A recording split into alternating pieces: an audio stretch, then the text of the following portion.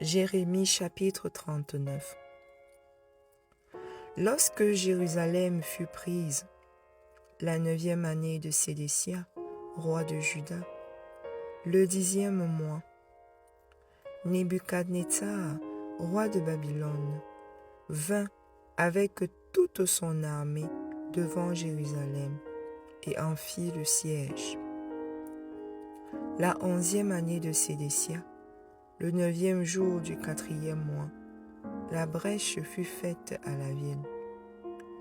Tous les chefs du roi de Babylone s'avancèrent et occupèrent la porte du milieu. Nergal-Sharezer, Samgar-Nébu, Sarsekim, chef des eunuques, Nergal-Sharezer, chef des mages, et tous les autres chefs du roi de Babylone. Dès que Sédécia, roi de Juda, et tous les gens de guerre les eurent vus, ils s'enfuirent et sortirent de la ville pendant la nuit, par le chemin du jardin du roi, par la porte entre les deux murs, et ils prirent le chemin de la plaine. Mais l'armée des Chaldéens les poursuivit et atteignit Sédécia dans les plaines de Jéricho. Ils le prirent et le firent monter vers Nebuchadnezzar, roi de Babylone, à Ribla, dans le pays de Hamath. Et il prononça contre lui une sentence. Le roi de Babylone fit égorger à Ribla les fils de Sédécias en sa présence. Le roi de Babylone fit aussi égorger tous les grands de Juda. Puis il fit crever les yeux à Sédécia et le fit lier avec des chaînes d'airain pour l'emmener à Babylone. Les Chaldéens brûlèrent par le feu la maison du roi et les maisons du peuple, et ils démolirent les murailles de Jérusalem. Nebuzaradan, chef des gardes, emmena captifs à Babylone ceux du peuple qui étaient demeurés dans la ville, ceux qui s'étaient rendus à lui et le reste du peuple.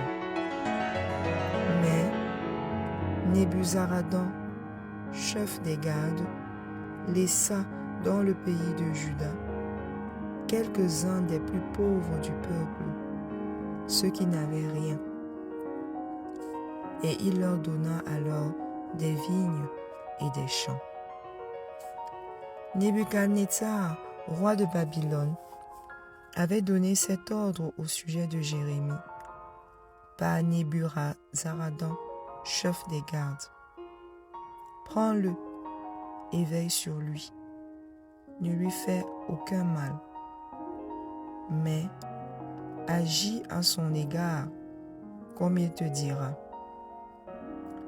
Nebuzaradan, chef des gardes, Nebuchasban, chef des eunuques, Nergal-Sharezer, chef des mages, et tous les chefs du roi de Babylone envoyèrent chercher Jérémie dans la cour de la prison.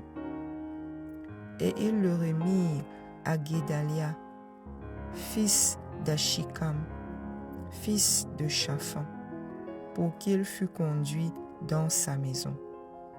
Et il resta au milieu du peuple. La parole de l'Éternel fut adressée à Jérémie en ces mots, pendant qu'il était enfermé dans la cour de la prison.